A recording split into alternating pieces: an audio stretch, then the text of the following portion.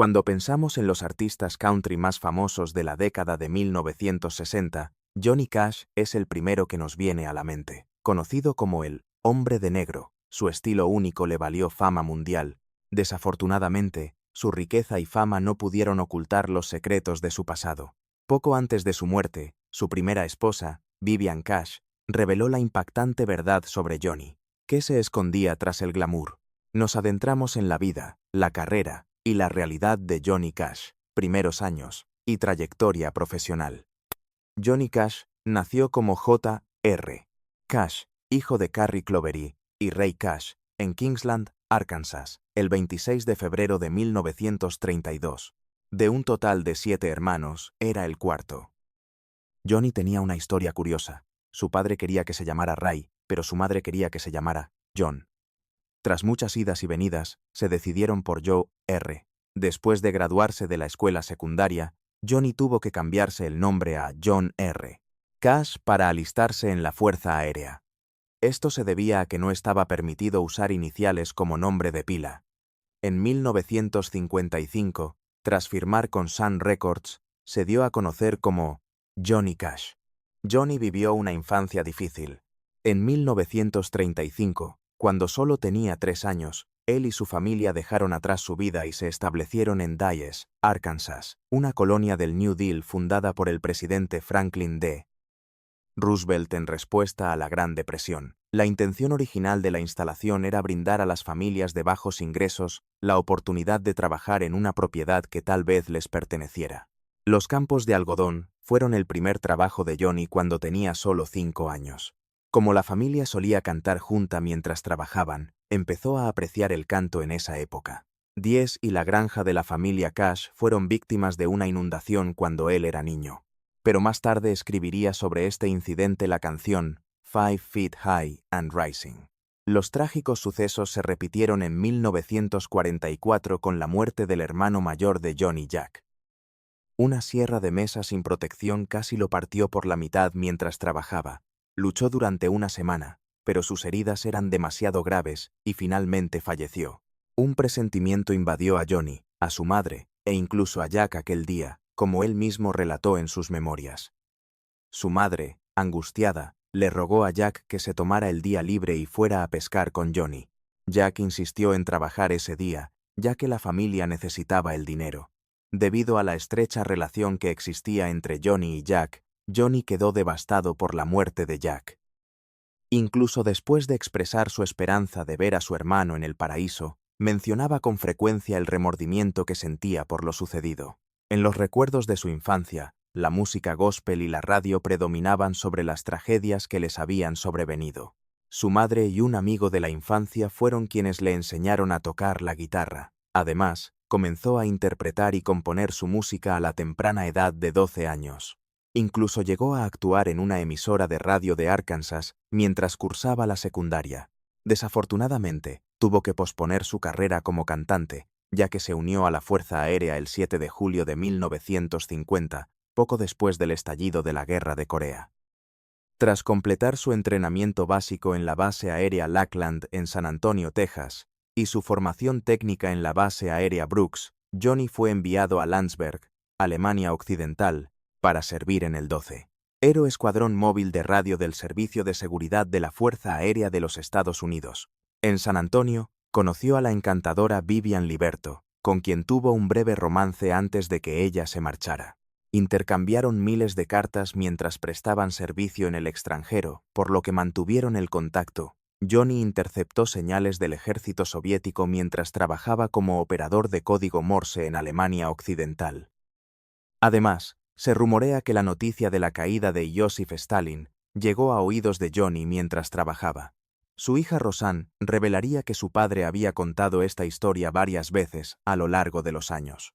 Johnny formó su primera banda, los Landsberg Barbarians, cuando aún era estudiante en Landsberg, porque le encantaba la música. Fue dado de baja con honores como sargento el 3 de julio de 1954 y regresó a Texas.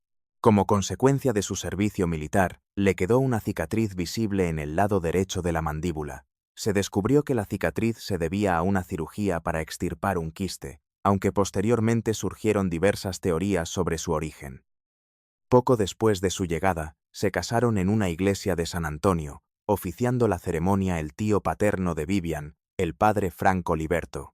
No fue hasta 1954, cuando Johnny y Vivian se mudaron a Memphis, Tennessee, que su carrera despegó. Al llegar, Johnny dejó en pausa sus estudios para convertirse en locutor de radio y se dedicó a la venta de electrodomésticos.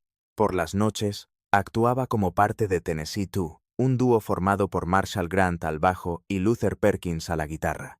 Pronto Johnny reunió el valor necesario para visitar el estudio de Sun Records. Con la esperanza de conseguir un contrato discográfico, audicionó para Sam Phillips, interpretando una canción gospel tras otra, solo para descubrir que ya no grababa música gospel. Se rumoreaba que Sam le había dicho a Johnny que se fuera a casa a pecar y luego regresara con una canción que pudiera vender. Sin embargo, en una entrevista de 2002, Johnny negó que Sam hubiera hecho algún comentario de ese tipo. Afortunadamente, Johnny logró convencer a Sam con nuevas canciones interpretadas al estilo rockabilly de sus inicios. En 1955, grabó sus primeros discos, Son, I Porter y Cry Cry Cry, ambos publicados a finales de junio. Ambos temas cosecharon un éxito arrollador en las listas de música country. Sin embargo, fue Cry Cry Cry el que se convirtió en su primer éxito country, alcanzando el puesto número 14 en las listas. El ascenso a la fama de Johnny se consolidó tras el lanzamiento de Folsom Prison Blues ese mismo año. Esta canción tuvo una gran acogida, ya que mostraba su estilo único, que se convertiría en su sello distintivo, fusionando country, folk y rockabilly. Tras cosechar éxitos en 1955, al año siguiente llegó un éxito aún mayor con I Walk the Line, una canción que alcanzó el número 1 en las listas de country e incluso llegó al puesto número 17 en las listas de pop.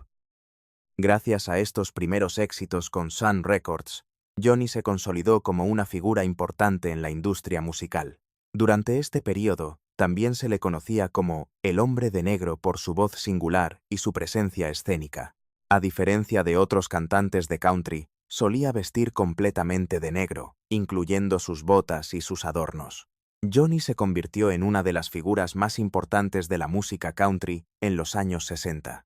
Tras firmar con Columbia Records en 1958, continuó lanzando sencillos de gran éxito. Éxitos como Don't Take Your Guns to Town y Ring of Fire lo ayudaron a consolidarse como una figura importante en la industria de la música country. Además, el álbum en vivo de Johnny Cash at Folsom Prison, lanzado en 1968 y grabado en la prisión estatal de Folsom, fue un gran éxito, y hoy se considera uno de los mejores álbumes en vivo jamás publicados. Casualmente, el programa de televisión de Johnny Cash, The Johnny Cash Show, se estrenó casi al mismo tiempo. Como resultado del evento, que contó con actuaciones de destacados artistas de la época, alcanzó una popularidad aún mayor. Dado que su nombre sonaba por todas partes en aquel entonces, Johnny tenía la impresión de ser prácticamente imparable. La amplitud y profundidad de sus habilidades musicales quedan demostradas por la gran cantidad de álbumes y sencillos que ha grabado. A continuación se presentan algunos ejemplos.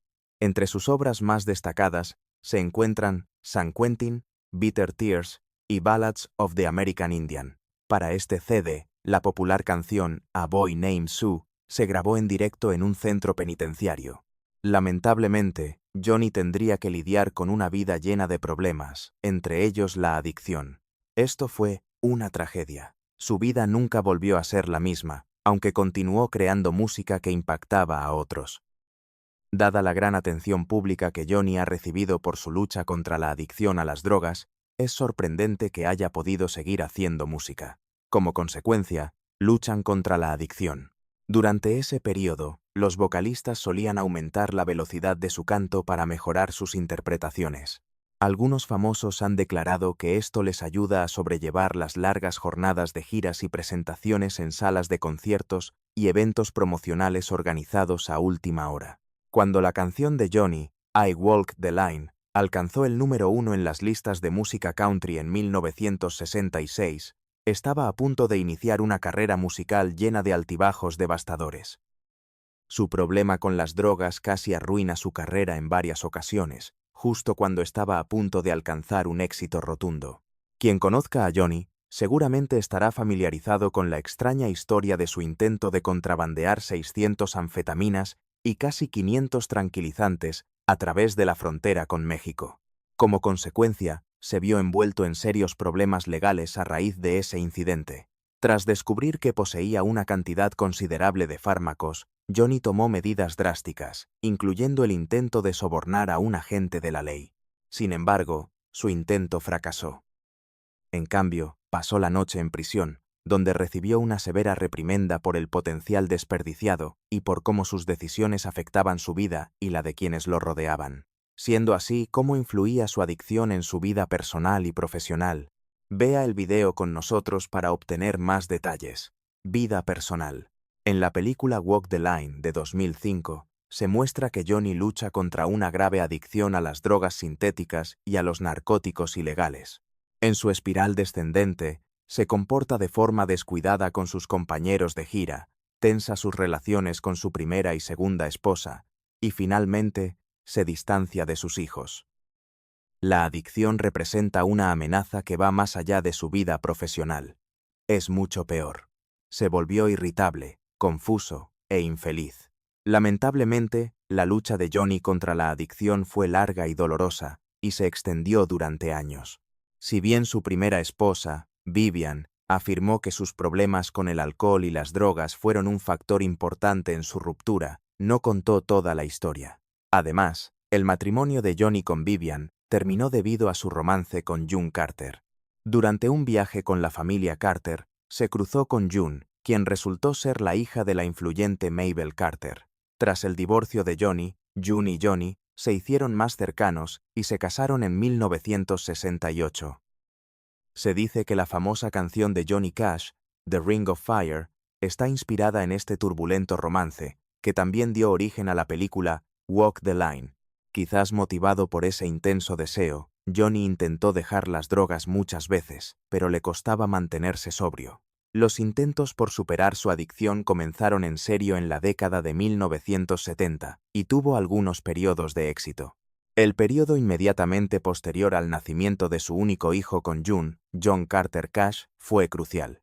Johnny se mantuvo sobrio durante 7 años después del nacimiento de John, una hazaña increíble que demostró su dedicación a su familia. Pero esa abstinencia no iba a durar. Una vez más, cayó en las garras del círculo vicioso de la adicción. Las dificultades en su vida personal complicaron aún más la situación. John Carter, hijo de June, afirma que su madre lidiaba con problemas como las compras compulsivas y la adicción a los medicamentos recetados.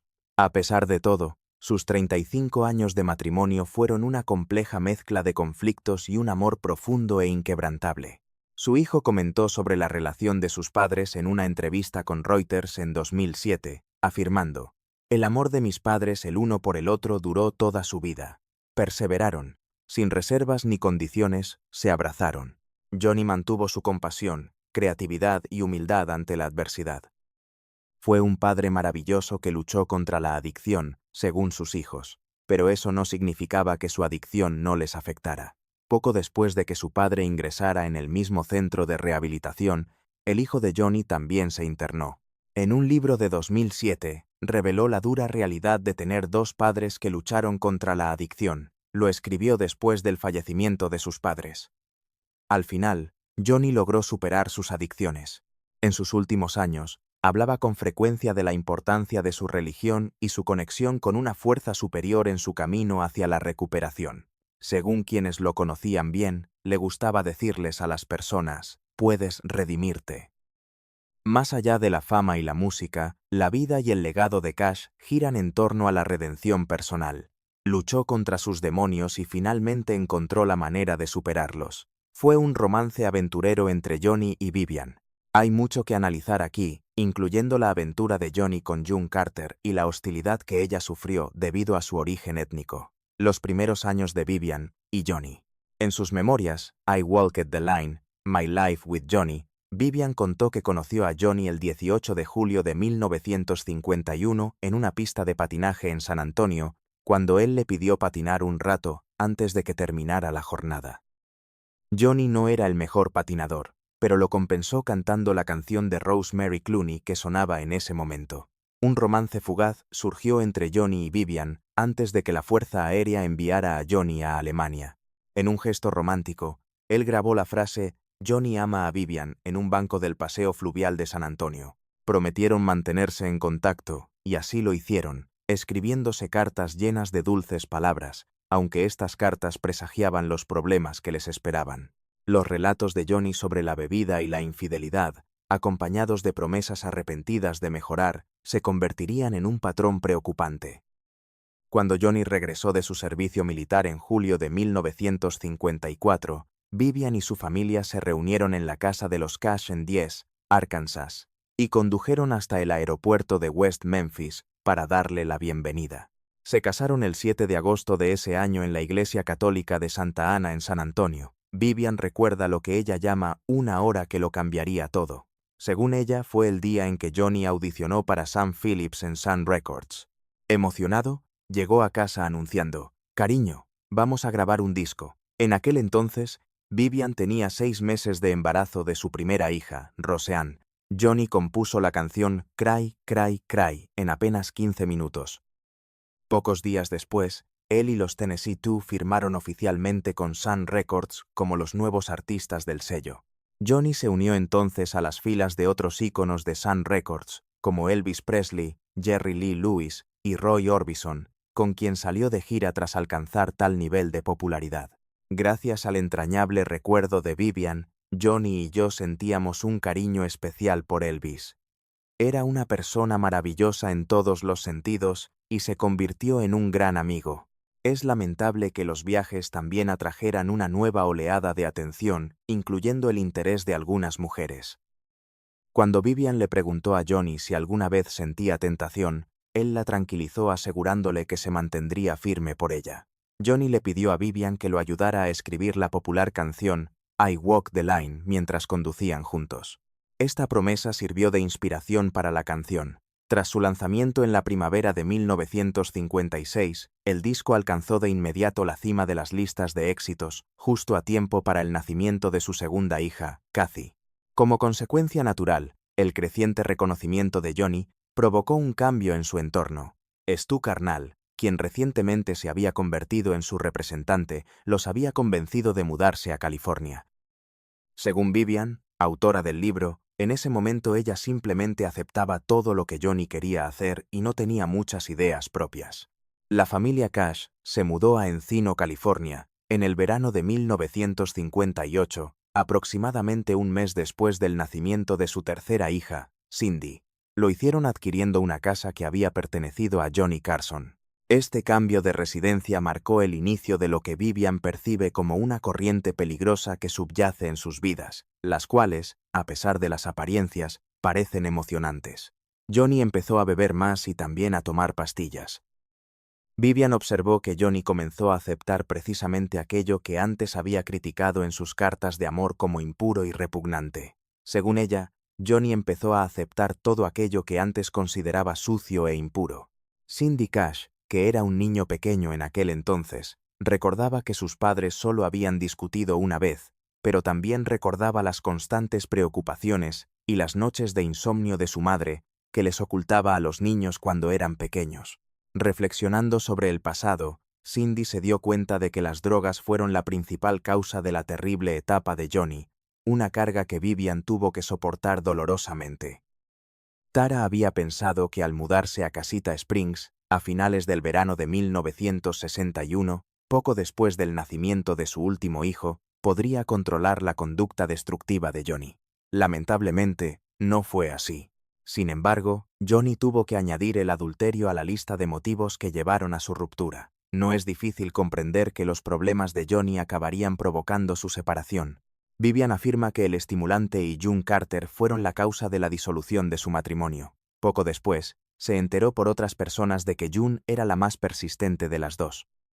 En poco tiempo, Vivian quedó relegada a un segundo plano, al tener que quedarse en Ventura criando a sus 4 hijas con Johnny, mientras él y June alcanzaban la fama como las celebridades más exitosas de la música country. Muchos creían que su relación era como un cuento de hadas, lo que provocó que Vivian quedara relegada al olvido. Durante varios años, fue relegada a una simple nota a pie de página. Los únicos que la recordaban eran aquellos interesados en la historia de Johnny con ella, o quienes en Nashville querían que desapareciera por completo de su relato. Sin embargo, ahora Vivian puede expresar su opinión. En sus memorias, ofrece un relato fascinante, a la vez trágico e inspirador, que sirve como un recordatorio muy necesario del precio de la fama. Vivian confiesa en el libro que nunca ha dejado de amar a Johnny, y reflexiona con una agridulce nostalgia sobre cómo habría sido su vida de no ser por las drogas y la llegada de June. A lo largo del libro, describe cómo, poco después de mudarse a Casita Springs, todo empezó a desmoronarse. Vivian se quedó al cuidado de sus hijas mientras la reputación de Johnny crecía y él salía de gira, frecuentemente con June. Si tan solo hubiera podido ir con él en lugar de quedarme aquí y tener 4 hijos, las cosas habrían sido diferentes. En su amistad de toda la vida con Alice Smith de Ventura, a menudo le confiaba sus problemas. A lo largo de su vida, expresó esta opinión en varias ocasiones.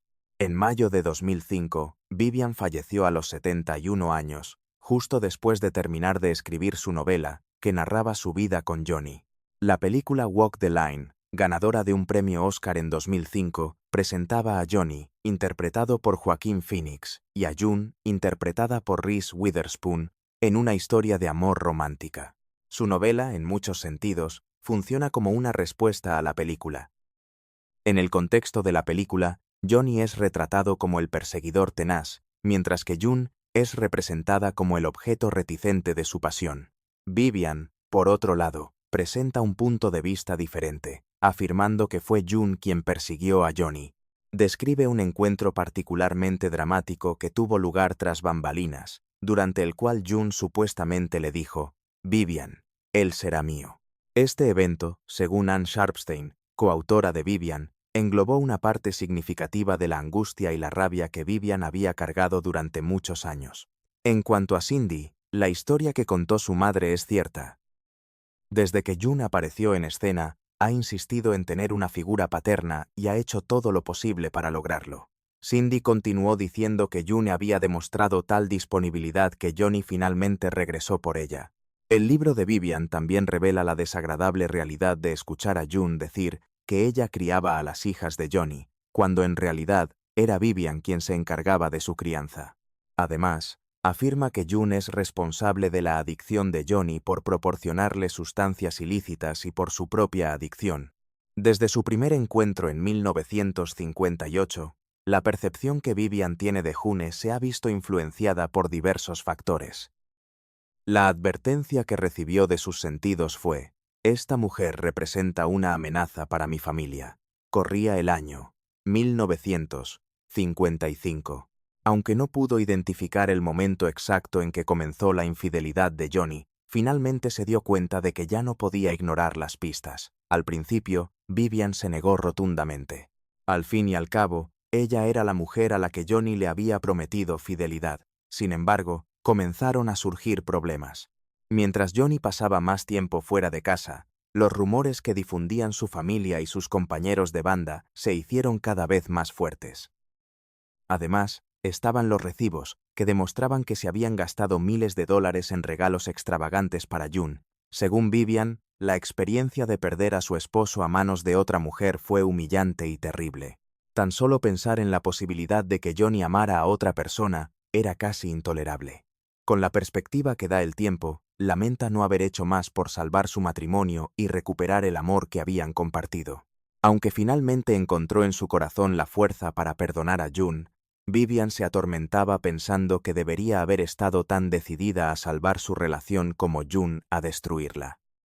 El remordimiento que más sentía no era por su matrimonio ni por la otra mujer, más bien era por algo muy distinto. Era la rabia que había estado reprimiendo durante tanto tiempo. Johnny se marchó sin que se produjera una gran despedida. Finalmente, les expresó su arrepentimiento a sus hijas, pero no se disculpó con Vivian. Si ella hubiera podido escuchar esas palabras de él, habría hecho todo lo posible por hacerlo. «Lo siento». Fue en mayo de 2003 cuando June falleció. Durante el verano de ese año, Vivian visitó a Johnny en Tennessee y le reveló que estaba trabajando en un libro sobre su historia de amor. La pregunta que él le hizo fue: ¿por qué tardaste tanto? El título de su libro, sugerido por sus amigos, tenía un profundo significado para ella. Fuiste tú quien se mantuvo firme durante todos estos años criando a 4 hijas, le recordaban a menudo. En el verano de 1966, Vivian solicitó el divorcio, que se formalizó a finales de 1967. No era el prototipo de exesposa destrozada, lo cual es un alivio. Se entregó por completo a la vida de la comunidad con una pasión inagotable. Además de ser voluntaria en el Hospital del Condado y brindar apoyo financiero a un centro en Los Ángeles que atiende a madres solteras, fue presidenta del Club de Jardinería de San Buenaventura durante 3 mandatos consecutivos. Vivian era muy apreciada por todos los que la conocían, ya fuera de forma íntima o simplemente de pasada. Tenía un don para la decoración y era una anfitriona encantadora, siempre preparada con sus famosas mantas afganas y dulces caseros. Era educada, amable, sencilla y sociable. Además, era una maestra de la decoración. Ahora que conocemos los recuerdos de Vivian sobre su relación, echemos un vistazo a algunas de las locuras más notorias de Johnny y cómo finalmente lo llevaron a su trágico final, así como a la caída y el lado oscuro de Johnny Cash. El halo de misterio que rodeaba a Johnny no se limitaba a su música, sino que también se debía a su actitud descarada y desafiante. El misterio que lo envolvía se intensificaba con sus andanzas y experiencias en el condado de Ventura. Era un visitante frecuente del lago Casitas, donde afirmaba pescar. Sin embargo, sus payasadas solían eclipsar cualquier actividad de pesca que pudiera haber realizado en el lago.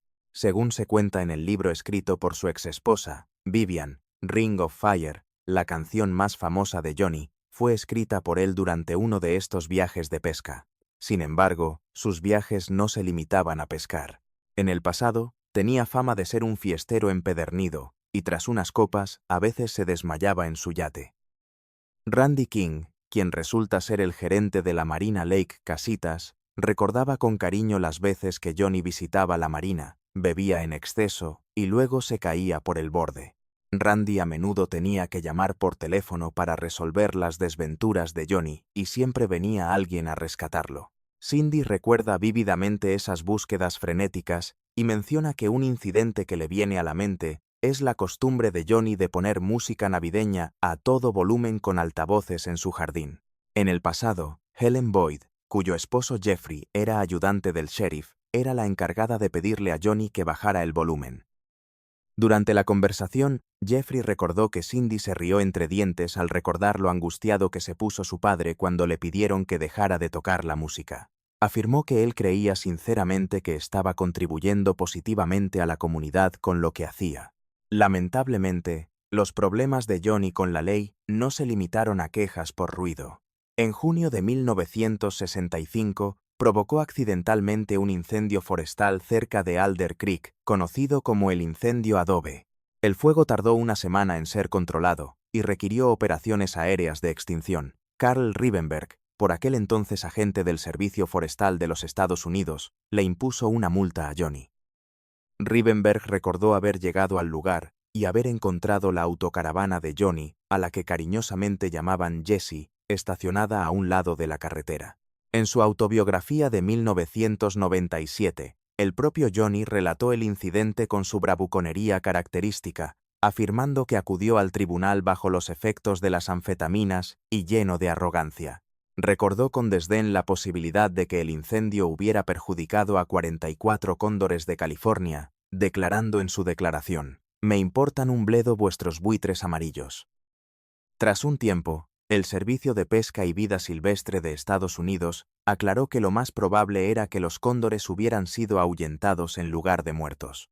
Además, Johnny afirmó ser el primer particular en demandar con éxito al gobierno federal por provocar un incendio forestal. Sin embargo, el Servicio Forestal lo niega.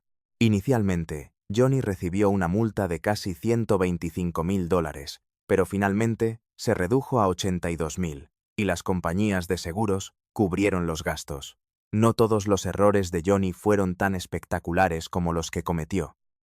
A finales de la década de 1960, Randy Boswell, que entonces tenía 16 años, recuerda haberse encontrado con un Cadillac negro atascado y a Johnny tambaleándose.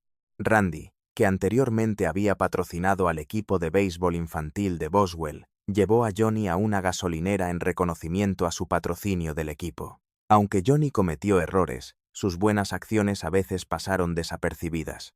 Ante todo, fue un padre que apoyó a sus hijos y también organizó eventos benéficos para organizaciones locales.